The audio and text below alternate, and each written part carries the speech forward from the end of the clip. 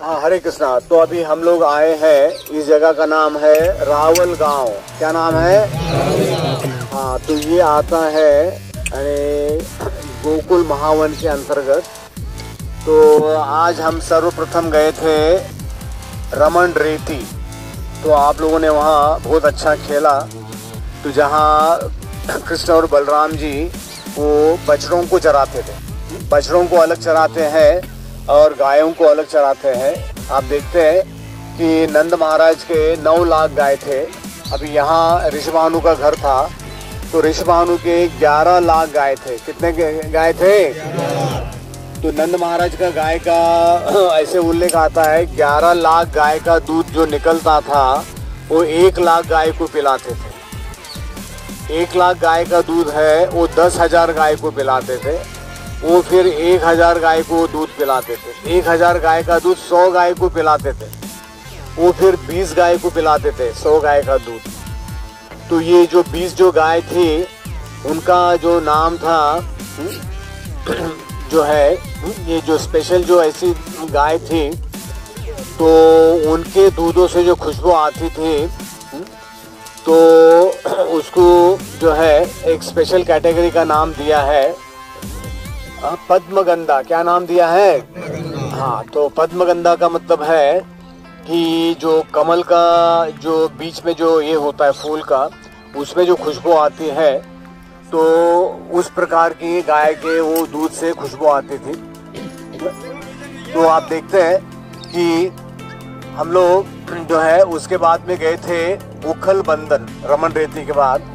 तो वहाँ दामोदर लीला हुई थी। तो आपको हम संक्षिप्त में दामोदर लीला के बारे में बताते हैं। तो आप देखते हैं कि भगवान जो है, हमारे आचार्य बताते हैं, भगवान जो है भगवद गीता में भी कृष्ण भगवान भक्त्या माम अभिजानाति।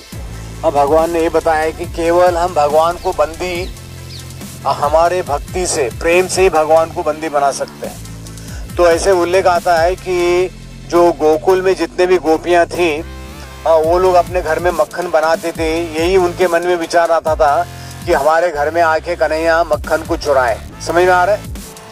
तो भगवान इसलिए चोरी करते थे क्योंकि उनकी इच्छा थी कि कन्हैया हमारे घर में आके चोरी करे। तो ऐसे यशोदा को डेली कंप्लेंट आता था कि आपके कन्हैया हमारे घर में आके चोरी करते हैं। ऐसा तो एक बहाना था। तो यशोदा ने सोचा चलो अभी हम क्या करते हैं, आज दिवाली है, हम ही मक्खन बनाएंगे और बढ़िया बढ़िया कन्हैया के लिए दूध की मिठाई बनाएंगे। तो दिवाली के दिन जो है यशोदा जी जो है वो क्या कर रही थी, सुबह सुबह कन्हैया जब भी सो रहे थे वो दही का मंथन कर रही थी। तो लेकिन कन्हैया जो है वो आ गए और जैसे आए तो कन्हैया ने जो दही का वो जो रवि थी उस लकड़ी को पकड़ लिया। तो यशोदा ने सोचा चलो कन्हैया को भूख लगी होगी, तो उन्होंने उनको अपने गोद में लेकर तो कन्हैया को दूध पिला रही थी। तो वहाँ जो चूल्हे पर जो दूध रखा था उसके मन में विचार आया कि ये यशोदा का दूध है, ये कभी कम नहीं होने वाला, वात्सल्य माँ का दूध है और ये कन्हैया वही दूध पीता रहेगा और हमारा कुछ काम नहीं आएगा। तो इससे अच्छा है कि मैं अग्नि में कूद जाऊं, आत्महत्या कर लूं। ऐसे दूध ने सोचा। तो ये दूध है, ये भी चेतन है। भगवान के वृंदावन में ये मिट्टी से लेके हर एक चीज चेतन है। चेतन है ना, कॉन्शियस। तो जैसे दूध उबल के बाहर गिरने वाला ही था तो एक खुशबू आती है। अभी पता नहीं आप लोग कौन सा दूध पीते, पैकेट का या सच्चे गाय का? कितने लोग हैं जो गाय का दूध पीते हैं? हाथ ऊपर। हाँ, बाकी सभी पता नहीं भैंस का या जो भी है। दूध का मतलब है गाय का दूध।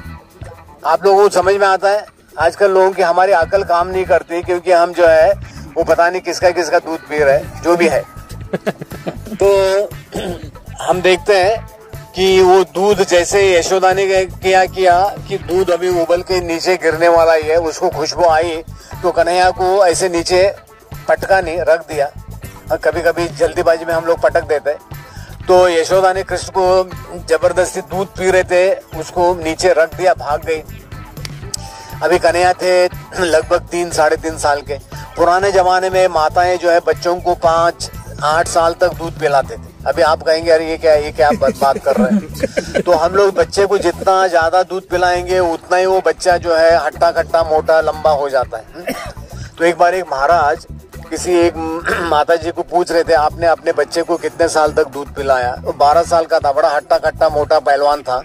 तो उसने कहा हमने तो इसको 5 साल तक दूध पिलाया। हा? तो पहले ज़माने में हम देखते हैं कि लोग जो है बच्चों को प्रेम से दूध पिलाते थे। तो जैसे यशोदा वहाँ किचन में गई तो वो दूध फिर से नीचे चला गया।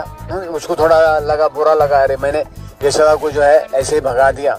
तो यशोदा ने उस दूध को उतार दिया, दूसरा दूध रख दिया। तो यहाँ कन्हैया को गुस्सा आया। अभी आप देखते हैं कि बच्चों को कभी कभी वो तो पूरा दुनिया ही उल्टा कर देंगे।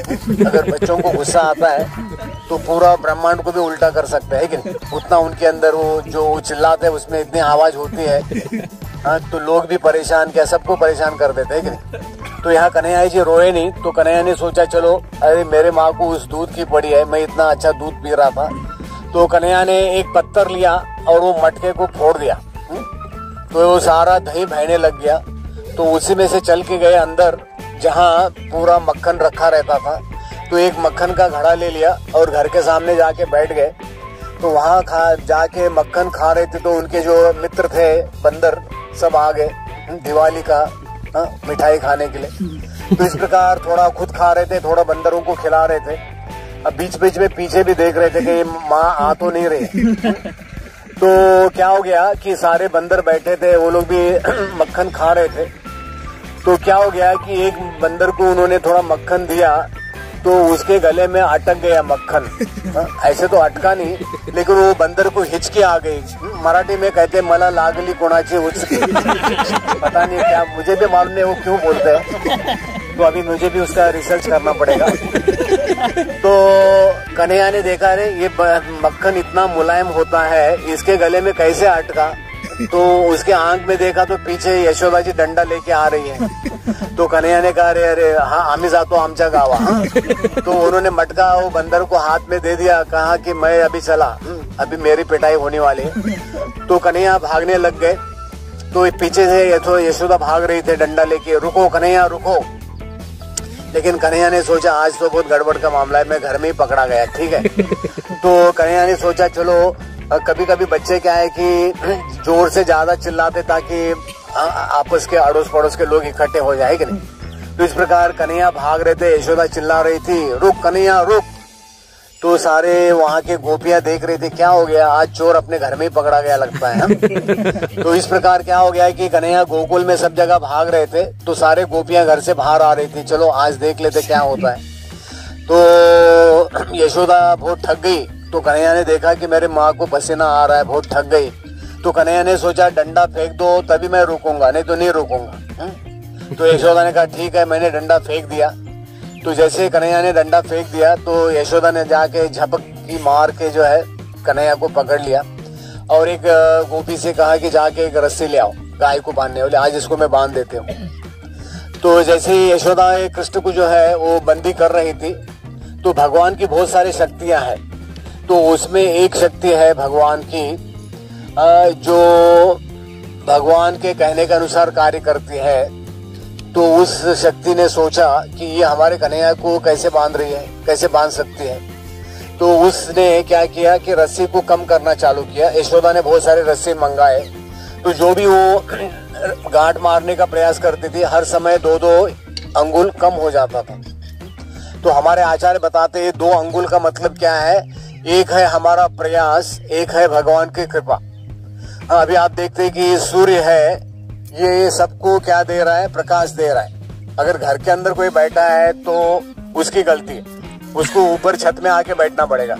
जैसे एक माँ अपने बच्चे को दूध पिला रही है तो उसको दूध पीना पड़ेगा, चूसना पड़ेगा, ऐसे मुंह में दूध नहीं जाएगा। तो किसान भी जो खेती करता है उसको खेती की तैयारी करनी होती है। वर्षा मोदी नहीं देता है, वर्षा ये भगवान की जो है, जो ये है सृष्टि, ये जो प्रकृति है वो वर्षा करती है। तो उसी प्रकार हमारा भक्ति में प्रयास होना चाहिए। क्या होना चाहिए? प्रयास। तो जब भी हम प्रयास करेंगे तो भगवान की कृपा तो है। तो इस प्रकार आप देखते हैं कि इस लीला में भगवान हमें ये बता रहे कि हम केवल भगवान को प्रेम से बंदी कर सकते हैं। किससे बंदी कर सकते हैं? हाँ। तो अभी आज जैसे मैं बता रहा था कि गोपियों के घर जाके कन्हैया चोरी करते थे, तो एक बार एक गोपी के घर में कन्हैया चोरी करने गए थे, तो उसने कन्हैया को पकड़ लिया और वो घर के खंबे में कन्हैया को बांधने का प्रयास कर रहे थे, लेकिन रस्सी में गांठ नहीं लग रही थी। अरे कन्हैया ने कहा, अरे तुमको गांठ नहीं मारना आता है, खड़े हो जाओ, मैं दिखाता हूँ कैसे गांठ मारने का। तो भोली भाली थी, उसको मालूम नहीं था क्या होगा।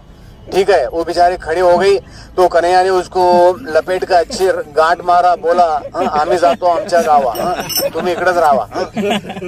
तो बेचारी वो देखते रह गई।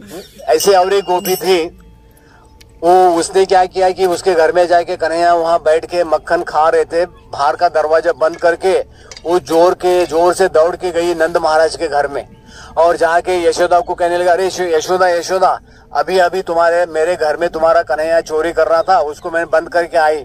तो कन्हैया अंदर से आया, माँ कौन आया है? तो वो बिल्कुल ये हो गए, क्या हो गया? मैंने इसको तो वहां बंद कर दिया था, ये कैसे यहाँ आ गया? बेचारी बड़ी नर्वस हो गई। तो कन्हैया जी उसको ऐसे कर रहे थे पीछे से, तो बेचारी बड़ी शर्मा के घर चली गई। तो एक ऐसी गोपी थी, उसकी बहुत इच्छा थी कि एक दिन इसको मैं रंगे हाथ पकड़ के वहां जाके यशोदा के सामने इसका कोर्ट मार्शल करूंगी। तो भगवान भी सोचते चलो जिसकी सबकी इच्छा पूरी करते हैं, ठीक है। तो एक बार जो है ये नंद महाराज की बड़े भाई की जो है पत्नी थी, उसका नाम था प्रभावती देवी। तो प्रभावती ऐसा ही सपना देखती थी कि एक दिन मैं इसको पकड़ के रहूंगी।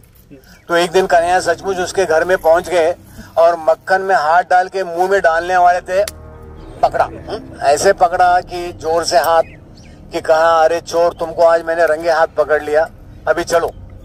तो भगवान का एक नाम है घसीटा राम। क्या नाम है? उस दिन से भगवान का नाम हो गया घसीटा राम। तो घसीट के कृष्ण के घर लेके जा रही थी, तो सारे गोपियां भी इकट्ठा हुई, सारे ग्वाल वाल भी इकट्ठे हो गए। तो बड़ा जो एक मोर्चा चल रहा था, मोर्चा समझते हैं आप लोग? तो सारे ग्वाल बाल चिल्ला रहे थे, गोपियां हंस रही थी और ये बड़ी खुश थी, अरे आज मैंने इस चोर को पकड़ा, आज देखते यशोदा को दिखाते कि तुम्हारा कन्हैया कितना चोर है, ठीक है।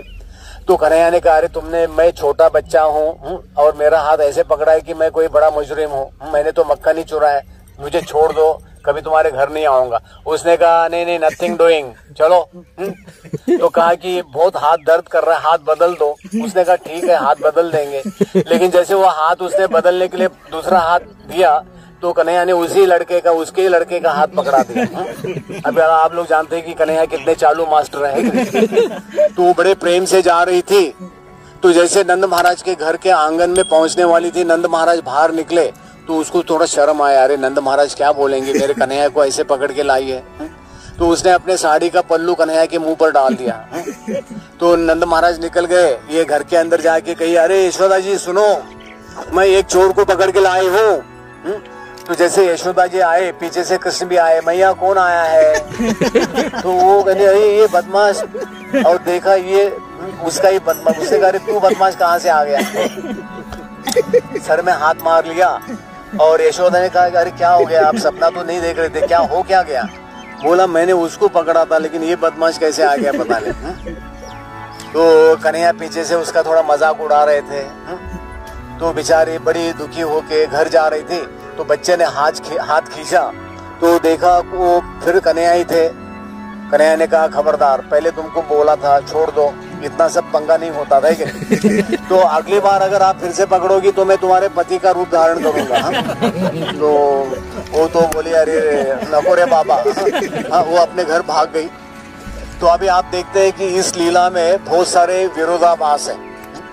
तो भगवान को पकड़ने के लिए बड़े बड़े योगी प्रयास करते हैं अपने हृदय में उनको ये करने के लिए। अगर आप देखते हैं कि बहुत सारे असुर लोग थे जिन्होंने कृष्ण को पकड़ने का प्रयास किया। जरासंध ने कितने बार प्रयास किया? 17 बार। दुर्योधन ने ट्राई किया। तो काल यौवन, ऐसे बहुत सारे राक्षस थे जिन्होंने कृष्ण को पकड़ने का प्रयास किया। वो छोड़ दो, कोई गोपी भी पकड़ नहीं पाई, क्योंकि यशोदा का जो वात्सल्य है वो सबसे ज्यादा है, ऊंचे स्तर पर है। तो इस प्रकार आप देखते हैं कि हमारे बहुत सारे आचार्य बताते हैं कि कृष्ण का एक नाम है भक्त वत्सल। क्या है? भक्त। हमारे रूप गोस्वामी ने पद्यावली में एक बहुत अच्छा पद लिखा है तो भक्तिर केवल तुष्यति माधव, यानी वो बताते हैं कि केवल भक्ति से भगवान जो है वो तृप्त हो जाते हैं। तो वहां से हम लोग गए थे ब्रह्मांड घाट। तो आप देखते कि भगवान जो है, हमारे एक बहुत बड़े जाने माने डॉक्टर है, वो बताते हैं कि अगर बच्चा, आप देखते हैं कि हर एक जानवर का बच्चा भी मिट्टी खा लेता है, ऐसे नहीं कि हमारे बच्चे मिट्टी खाते हैं। तो बच्चा जब भी मिट्टी खा लेता है उसका वैक्सीनेशन हो जाता है। क्या हो जाता है?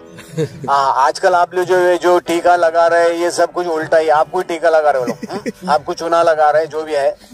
तो बच्चे जितने मिट्टी में खेलेंगे, जितना उनको धूप लगेगा, उतना ही वो हट्टा कट्टा अच्छा, उसका स्वास्थ्य अच्छा रहेगा, उतना ही वो कम बीमार होगा। तो कृष्ण भगवान आप देखते हैं कि एक बार जब ये खेल में हार गए तो बलराम जी ने यशोदा को ऐसे झूठ बोल दिया कि कन्हैया ने जो है वो मिट्टी खाई। तो यशोदा को जो है थोड़ा चिंता हुई, अरे मेरे इस लाल को मैं इतना सारा मक्खन खिलाती हूँ लेकिन ये फिर भी मिट्टी खा रहा है। तो यशोदा जो है आके यशोदा ने कृष्ण को कहा मुंह खोलो। तो जैसे कृष्ण ने मुंह खोला तो यशोदा ने क्या देखा, सारा ब्रह्मांड जो है कृष्ण के मुंह में था और उसने खुद को भी देखा यशोदा ने, तो बिल्कुल वो भ्रमित हो गई। तो भगवान ने योग माया से क्या किया कि यशोदा का जो सोचना है उसको उन्होंने उनको वात्सल्य प्रेम में परिवर्तित कर दिया। तो यशोदा ने कहा ठीक है अभी मुंह बंद कर दो। तो लेकिन सारे गोपियों ने देखा कि यशोदा की चिंता अभी भी है। तो गोपियों ने कहा कि यहाँ एक बाबा जी रहते हैं, उसके पास जाओ, वो बाबा जी तुम्हारे कन्हैया के लिए कुछ दवा दे देंगे पेट साफ करने की और तुम्हारी चिंता को दूर कर देंगे। तो शिवजी जो है, एक घाट है चिंता हरण घाट, फिर ब्रह्मांड घाट, आगे आता है वसुदेव घाट, फिर कोयला या चोर घाट कहते हैं। तो वहां चिंता हरण घाट में शिवजी वहां ध्यान कर रहे भगवान के लीला पर। तो यशोदा जी वहां कृष्ण को लेके गई और यशोदा ने कहा, अरे बाबा जी ये मेरा बच्चा इतना बढ़िया मक्खन खिलाती हूँ फिर भी मिट्टी खाता है। तो शिवजी ने क्या किया, कृष्ण के पेट के ऊपर हाथ घुमाया, सर के ऊपर हाथ रख दिया, कहा कि आइंदा ये कुछ भी खाने दो, पत्थर भी खाएगा तो ये हजम कर देगा। और यशोदा को कहा कि आपको भी मैं आशीर्वाद देता हूँ, आज से आपकी चिंता से आप मुक्त हो जाएंगे। तो ऐसे बताते हैं कि जो है चिंता हमें बार बार सताती है। चिता जलाए एक बार, चिंता जलाए बार बार। तो हम लोग सुबह से लेके रात तक हमें चिंता बनी रहती है कि नहीं? अभी आप लोगों को चलो सबकी अपनी अपनी चिंता है जो भी है, लेकिन अगर हम भगवान का नाम का चिंतन करेंगे न तो हमें इसलिए क्या करना चाहिए, नियमित भगवान का नाम लेना चाहिए। हरे कृष्णा कृष्णा कृष्णा हरे हरे, हरे राम राम राम हरे हरे। तो वहां से हम लोग गए थे दाऊजी, जहां हम लोगों ने ब्रेकफास्ट प्रसाद लिया। तो आप देखते हैं कि कृष्ण और बलराम जी जो है वो देवकी के 7वें पुत्र के रूप में बलराम जी ने जन्म लिया। तो बलराम जी जो है वो हमारे आदि गुरु के प्रतीक है।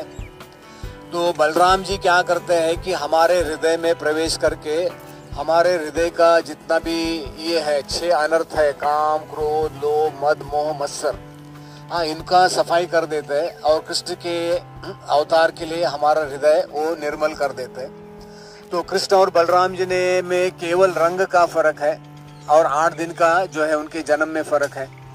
तो बलराम जी जो है भगवान के पहले अवतार है, स्वयं जो है प्रकाश कहते हैं। तो बलराम जी से फिर 3 विष्णु आते हैं, महाविष्णु। तो इस प्रकार इस ब्रह्मांड में हम जितने भी अवतार है भगवान के वो बलराम जी से आते हैं। तो बलराम जी 5 प्रकार से सेवा करते हैं, शांत रस, दास्य रस, साक्य रस, वात्सल्य रस और माधुर्य रस। तो ये वृंदावन धाम जो है ये बलराम जी का प्रतीक है, बलराम जी का ही प्रतीक है।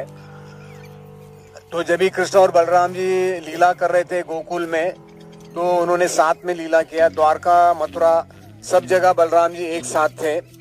तो जहां हमने दर्शन किया वो था यानी दाऊजी कहते हैं। तो वज्रनाभ ने भगवान के 4 प्रमुख विग्रह बनाए थे, पूर्व पश्चिम दक्षिण उत्तर में।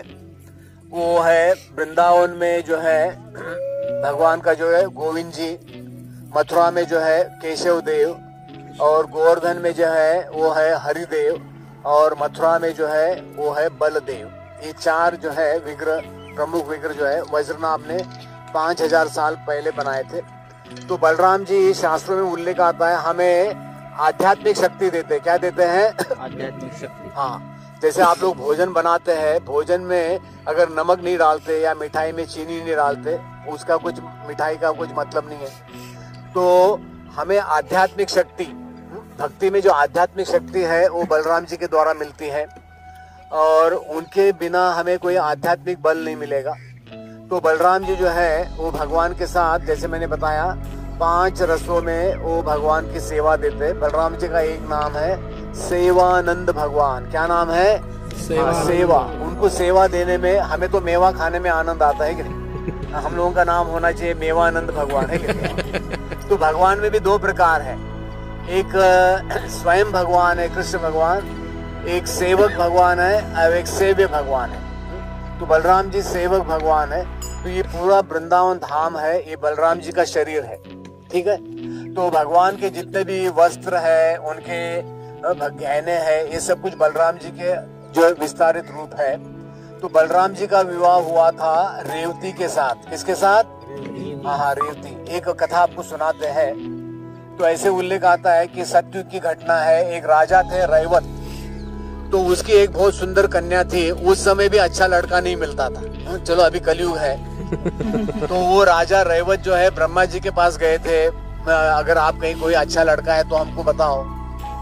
तो ब्रह्मा जी के पास गए तो ब्रह्मा जी मीटिंग में थे, तो उनको थोड़ा बैठना पड़ा। तो जैसे ब्रह्मा जी आए, कहा कि मेरे कन्या के लिए कोई एक लड़का वर है तो बता दो। ब्रह्मा जी ने सर में हाथ मारा, बोला सतयुग चला गया, त्रेता चला गया, अभी द्वापर जो है, सॉरी त्रेता द्वापर खत्म होने वाला है। तो आप क्या करो, अभी कृष्ण और बलराम जी लीला कर रहे, आपकी लड़की का शादी जो है बलराम जी से करो। तो ये रेवती थी 15 फुट की, कितना? हाँ, उस समय। और बलराम जी थे 8 फुट के। तो जैसे आप लोगों ने सुना होगा, जिसकी बीवी लंबी है उसका भी बड़ा नाम है, ऐसा। तो वो जब भी अपने लड़की को ले आए तो बलराम जी ने अपने हल से उसको 7.5 फीट कर दिया। कितना कर दिया? हाँ, चलो जो भी है। तो रेवती का वहाँ हमने दर्शन किया, बलराम जी का दर्शन किया। तो जब भी औरंगजेब ने यहाँ आक्रमण किया था वृंदावन में, तो बलराम जी को बाहर लेके नहीं गए। तो बलराम जी को एक यहाँ जो है जमीन में एक जगह गाड़ ये करके छुपा के रखा था। तो उस कुंड का नाम था क्षीर सागर, वही था। हम लोग वहाँ गए नहीं। अभी हम लोग आए हैं रावल गांव। तो आप देखते कि ब्रह्मा जी के एक दिन में एक बार राधा कृष्ण का इस पृथ्वी पर प्रकट लीला होता है।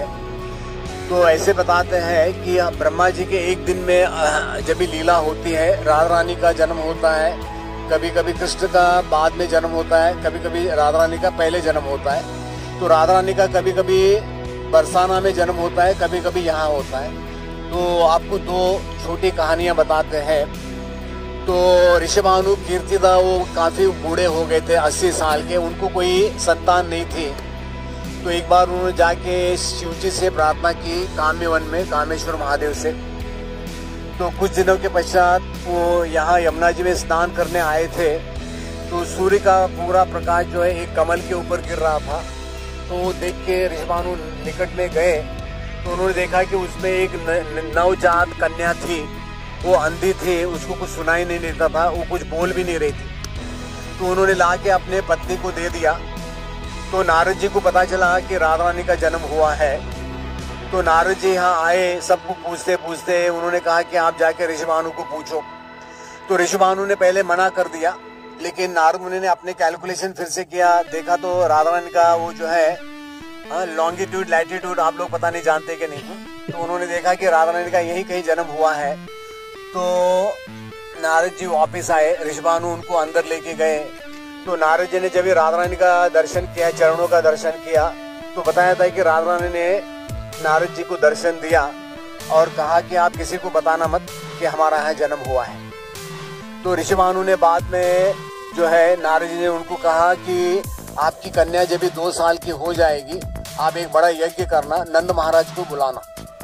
तो 2 साल के बाद क्या हो गया कि नंद महाराज वहाँ आए और कन्हैया भी आए साथ साथ। तो जब ही यज्ञ चल रहा था तो कन्हैया अंदर गए और कृष्ण ने जाके राधा रानी को स्पर्श किया तो राधा रानी के आंख खुल गए और राधा रानी आवाज करने लग गई। तो हमारे आचार्य बताते हैं कि राधा रानी को सबसे पहले कृष्ण का दर्शन करना था। जैसे एक बच्चे का जन्म होता है, पहला कौन आता है उसको देखने के लिए? उसका दादा परदादा कौन आता है? अरे उसका पिता आता है। कौन आता है? अरे आप लोग सब इतने ये हो गए क्या? जब एक बच्चे नहीं एक बच्चे का जन्म होता है तो पिताजी पहले आता है ना। चलो ये लोग सब भूल गए, पता नहीं कौन से देश से आए। चलो ठीक है। हाँ, तो और एक कथा बताते हैं। तो एक बार की ऐसी लीला है कि ये जो हिमालय है उसके पत्नी को एक लड़की हुई, बहुत ही सुंदर लड़की, जिसका नाम था पार्वती। वो इतनी सुंदर थी कि उसकी सुंदरता कोई तुलना ही नहीं कर सकते थे। तो हिमालय के जो पड़ोसी थे विंध्याचल, तो उसके मन में इच्छा हुई, अरे मुझे भी एक कन्या होनी चाहिए, लेकिन इससे भी लाख गुना सुंदर होनी चाहिए।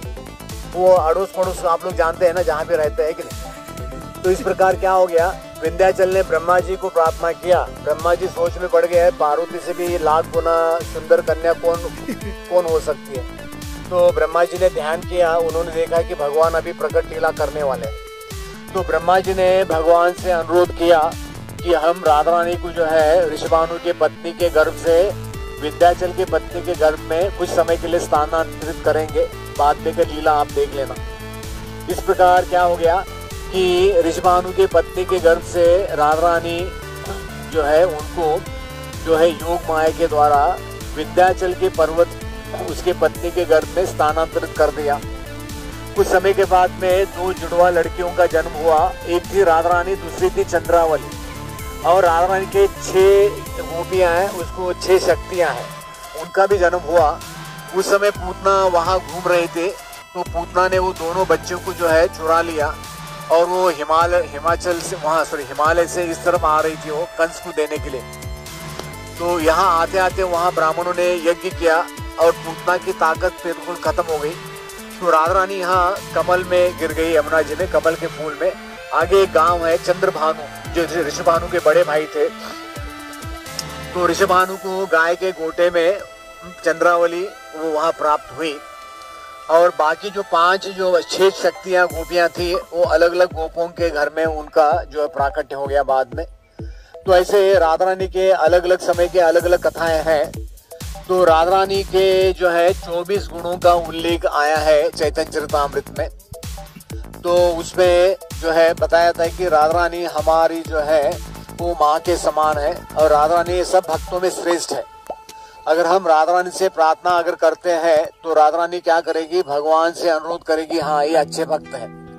तो हमारे आचार्य बताते हैं, एक ग्रंथ है सनत कुमार संहिता, तो उसमें उल्लेख आता है जब भी हम राधा रानी के पास जाते हैं तो हमें राधा रानी से प्रार्थना करना चाहिए कि आप हमें विवेक बुद्धि दो। कौन सी बुद्धि दो? हाँ, विवेक बुद्धि का मतलब है आज हम लोगों को कॉमन सेंस है ही नहीं, वो इतना कॉमन है कि हमारे पास वो सेंस है ही नहीं। तो कॉमन सेंस का मतलब है कि क्या अच्छा है क्या बुरा है हम लोग जानते ही नहीं। तो आज के दुनिया में एक व्यक्ति बूढ़ा भी हो जाता है लेकिन उसको अच्छा बुरा कुछ समझ में नहीं आता। तो ये कलयुग का प्रभाव है। तो हम लोग अभी जाने से पहले राधा रानी से प्रार्थना करेंगे कि राधा रानी हमें विवेक बुद्धि दे दे। कौन सी बुद्धि? हाँ, नॉलेज ऑफ डिस्क्रिमिनेशन।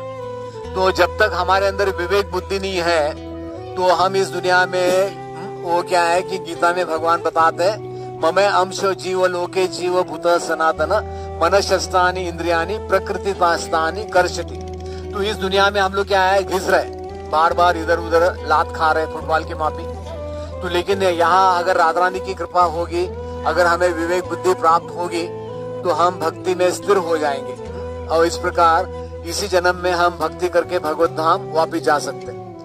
तो राधा रानी जो है उनके 8 सखियों का गांव बरसाना में है। कल हम लोग बरसाना जाएंगे राधा रानी के जो है वहाँ महल में। तो बाकी की कथा हम लोग वहाँ करेंगे।